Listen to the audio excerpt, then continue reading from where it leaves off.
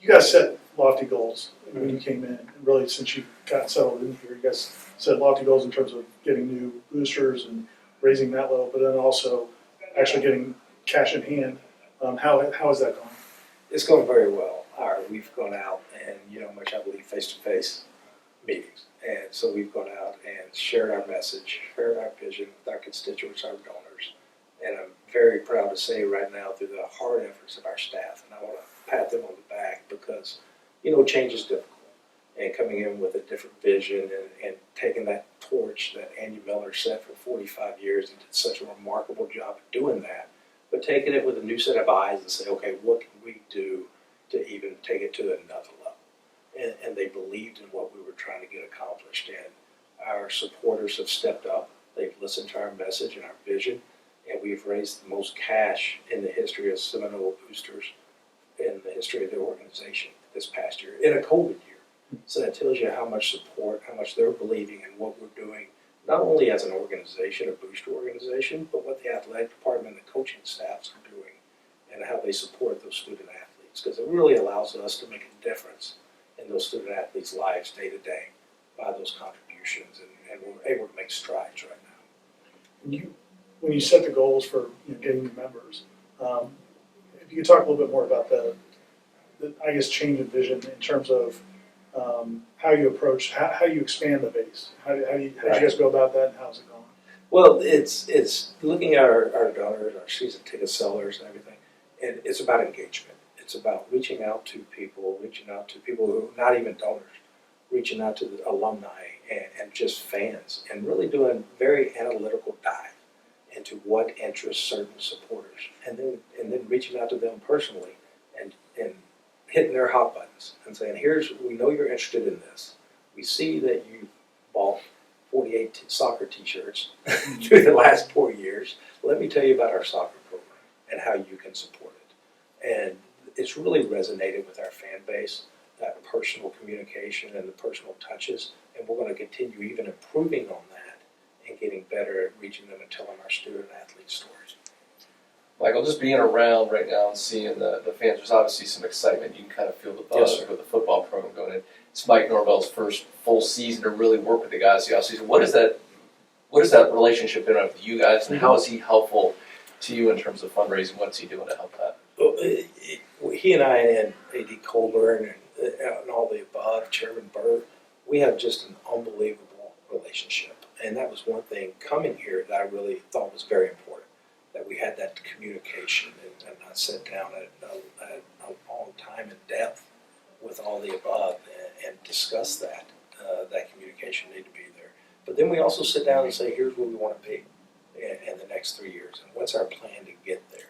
And the relationship with Coach Norvell, he is 100% on board. I believe in everything he's doing. He believes in everything we're doing to make the program better. And how can we assist him to achieve his goals? It's our job to provide the resources. He's going to go out, he's going to have success on the field. He's going to go and recruit the very best student athletes in the country to come to Florida State. By doing that, our job is to support him, to provide him the resources and the opportunities, and to provide those student athletes the opportunities to be successful in the classroom and on the field. And right now we're having a lot of success. People are believing in that vision of providing the very best resources that Florida State can provide. Along those lines, let me jump into it now, because I know people are going to want to know what's going on with the football complex. That's obviously the top of the list for Mike Really? Norvell. I never get that question. question. I know. I'm going to throw it out the first time, but yeah, I'm sure Mike Norvell, obviously that's a big thing for him. We've seen the drawings. It looks absolutely beautiful, stunning. What's going on with that right now? Yeah, right now we've gone through the Tetris phase, is what I call it. I've done this many times, and we've connected the blocks, the colored blocks in the facility. So now we're really setting up now to go through construction and design phase.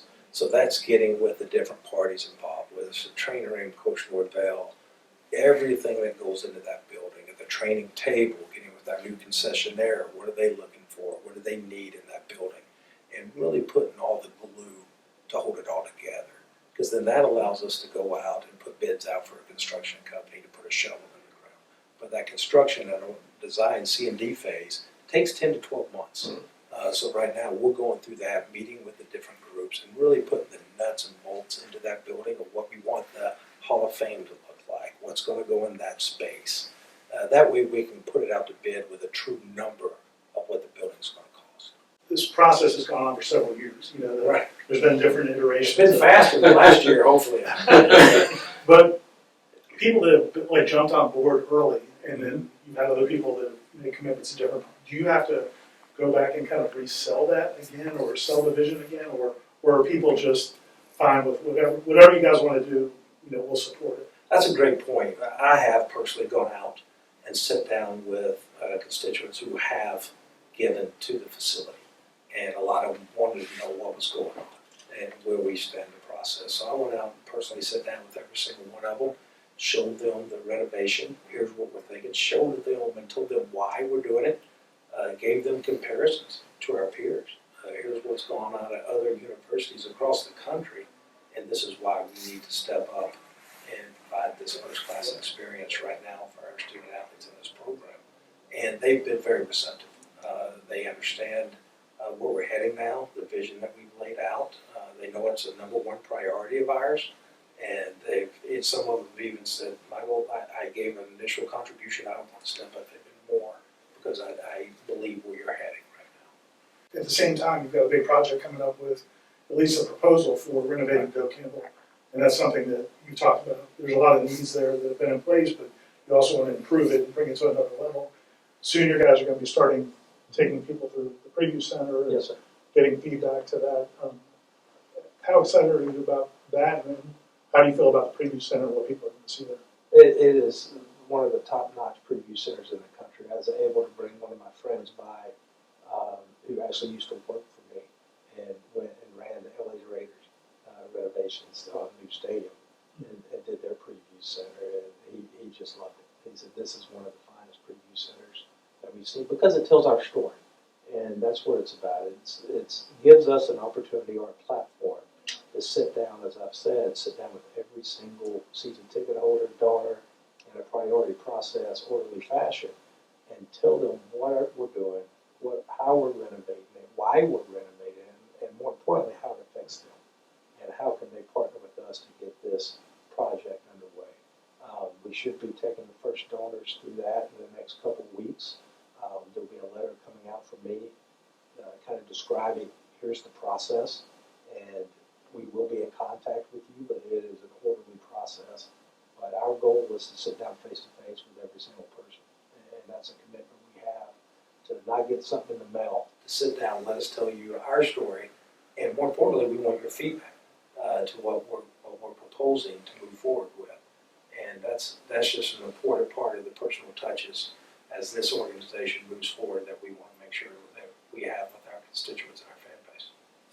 Michael, and you have, obviously it's very ambitious. If you look at some of the drawings for Doe, if you look at all the other stuff you guys are doing, I mean, it's beautiful, they're also ambitious, a lot of donations we need to get to where it is. How do you balance that with what kind of the financial strain Florida State Athletics is having, and all schools, really, all athletic departments right now, under a lot of financial pressure, especially in light of what happened with COVID in the last couple of years? 100%, and really that comes with, I call it the master plan. What can we accomplish? And I talked earlier about our successful year that we were able to have this year and increasing our annual fund and where we've been able to take that, and we're not done. And we've got to continue to build on that annual fund and get our numbers back. But just that increase, what it allowed us to do even this year was build a new weight room for all 550 student athletes. We could not have done that without the contributions of all.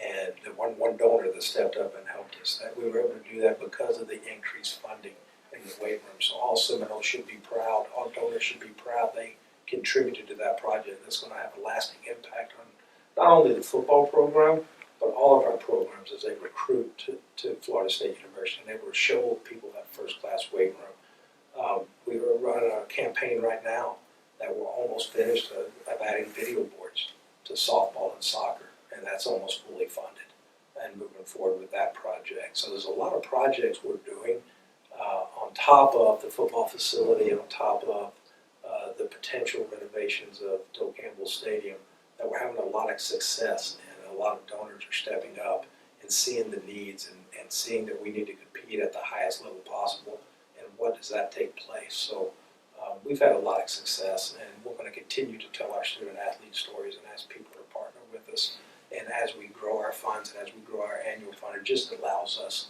to be able to make a difference in these student athletes' lives, and also allows us to get our facilities caught up a little bit to our peers. Obviously, the expense side is more David Coburn's territory as Right. athletic director, but He's the best at it. I was going to ask you, how challenging that is that? Because, and the only reason I bring it up now is because I think a lot of fans, when they hear talk about expansion and growth and development, they're also like, well, we also have heard that times are tough because of COVID and the other pressures economically. How well have you guys worked together in terms of, you know, his side kind of controlling expenses while you guys can also keep growing? Hand in hand. A.D. Colburn, I tease him, Vice President A.D. Colburn. Like, your title's really long. You know, he and I are in constant communication. 3-4 times a day. We were talking, we were texting. He knows my vision. I know what's important to him. I'm talking to him, David. You know, what do you see here? He's asking my opinion. What do you think we need to address here? And then let's come up with a pro forma. Whether it's in a week or whether it's 5 years, here's a pro forma how we're going to get this done.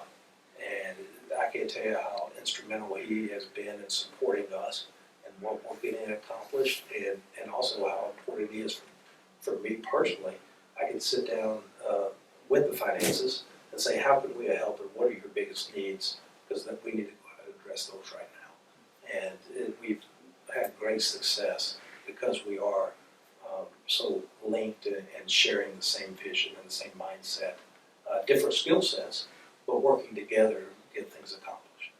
And then being somewhat new to the Florida State community, I mean, it feels like you've been here longer than you have. 11 months. Because you've been out so you've been so vocal, and you've been out front facing and done a lot of media, but also those face-to-face opportunities.